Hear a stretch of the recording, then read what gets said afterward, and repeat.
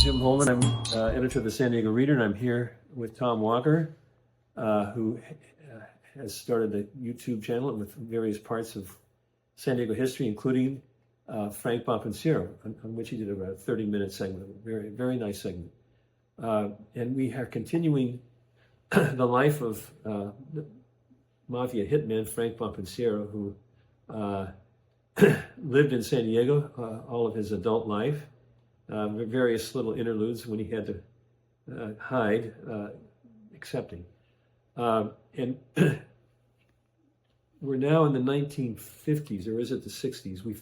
He's been a very faithful lieutenant to the LA mob, and now there's a new phase in his life where he is asked to go to work for a very crooked network of people who are involved with the granting of liquor licenses through the ABC, the Alcoholic Beverage Control. And can you tell us how he got started with that and what exactly happened? Yeah, so actually prior to the ABC, I believe it was the State Board of Equalization was in charge of issuing liquor licenses. Okay. And the gentleman in charge of that office for the state of California was a guy named William Benelli. And William Benelli was basically as crooked as they can.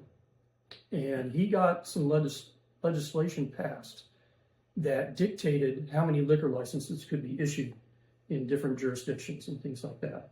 So he basically had control over, who got one and who didn't, kind of a thing, which led to all sorts of corruption and things like that. So he was basically, through his minions, selling liquor licenses. A guy named Bennett was one of his main Bennett was one of his, one of the people that was helping him with this.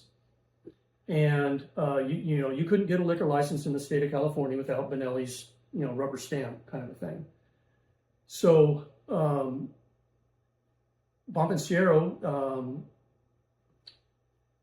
ends up becoming sort of a bagman, I guess you want to call it, for Benelli in the San Diego area. So how much were they charging for these liquor licenses? Well, so $12,000 was supposedly the kind of going rate that Benelli would want.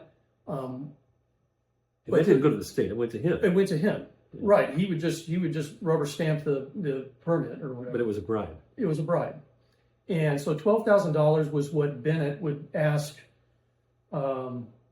people that are applying for a liquor license. They, in fact, there's one specific episode, if you want to talk about that. Oh, the one out in Jacumba? Yeah. So he applies, this gentleman out in Jacumba, Gillenberg, I think was his name, Ernest Gillenberg. Yeah. He ends up applying legitimately for a permit for his Jacumba Cafe out there to get a liquor license. And he goes to the El Centro office first to apply for that. And is turned down, or eventually he gets a rejection letter saying, no, sorry, we're not going to approve that. So he goes to the San Diego office to find out why. San Diego kind of covered El Centro, but so they basically said, well, there's no more permits available, there's no more licenses available to give. Well, then shortly after, he gets a visit from Bennett, and Bennett basically tells him, hey, if you contribute $12,000 to Mr. Benelli's re-election campaign, your permit will probably get approved, kind of a thing. Wow. Well, he thought 12,000 was too much. I mean, he's just a guy out there at the time in the middle of nowhere. Can't be making too much money there. Here comes Frank Bompensiero on behalf of Bennett and Benelli, and he goes out and visits Mr. Gillenberg out there and says, basically, look, for $5,000, what we can do is make sure you'll get a seasonal permit. After 1 year, that'll be bumped up to a general permit. Okay.